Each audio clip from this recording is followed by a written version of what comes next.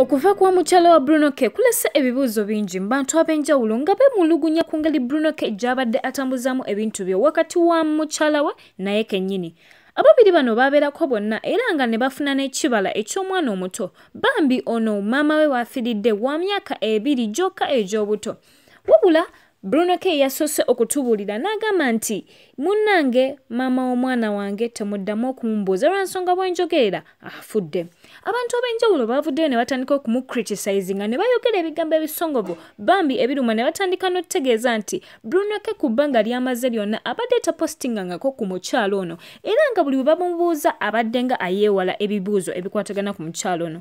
Tubadde tukyali awo tufunidde n'omukyala amanyikiddwa nga mukyala Barbara.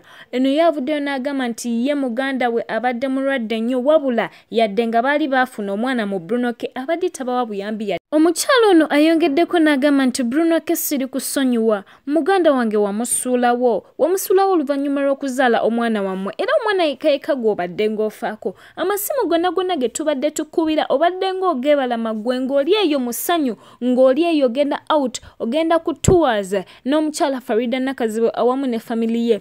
Mu posti y'omukyalo ono ayongeddeko ebintu ebikambwe ennyo n'agamba nti bambi omukyala abadde mukyala wa Bruno K kati omugenzi yafudde naye nga teyafudde na skin cancer wabula yafudde okubeera nga bills zaabadde za waggulu nnyo ne bamujja mu ddwaliro oba oliawo eryandimuwadde obujjanjabi obw'amaanyi ne bamutwala mu ddwaliro erya wansi lye baali basobola ng'ab'ekika.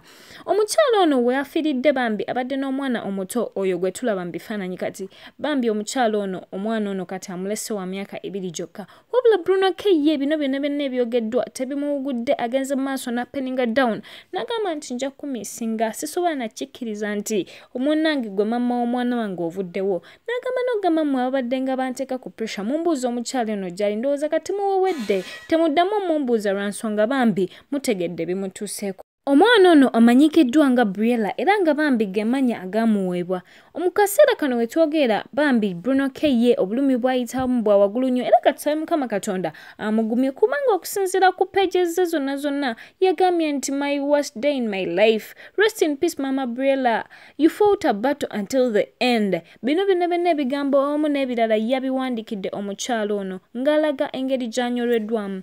Bambi katusabe Mukama abayise mu mbeera eno era nga abawa amaanyi okusobola okuvuunuka kino. Nga tuyongeddeyo ku Said Adjusted the Black Man omukulu ono ewuwa essanyu jjerere anti wetwogera yagenze maaso n'okubeera nga achivinga umre esooka. Omukulu ono emabegako yavaayo fenafena netutegeera nti yagenda maaso n'okusiraamuka era n'aweebwa erinnya erya Hassan mu busiraamu. Omukulu ono wetwogera yalinnyedde ennyonyi egenda omutwala ku umre esooka era nga akaseera kano wetwogera yatuuse dda mu kibuga ekikulu okusobola okubeera nga atuukiriza ekyo ekyamututte.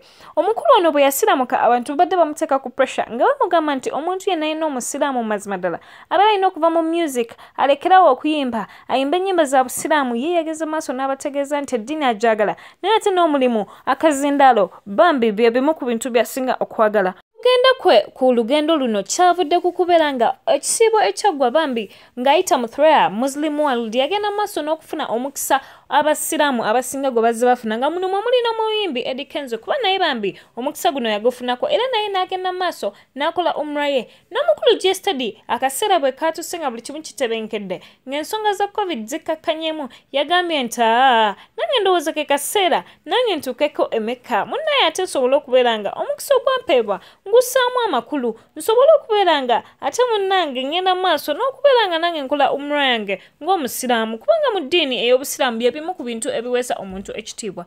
Wetwogera omukulu ono ali Mecca era katumusabire bambi bimugendera bulungi.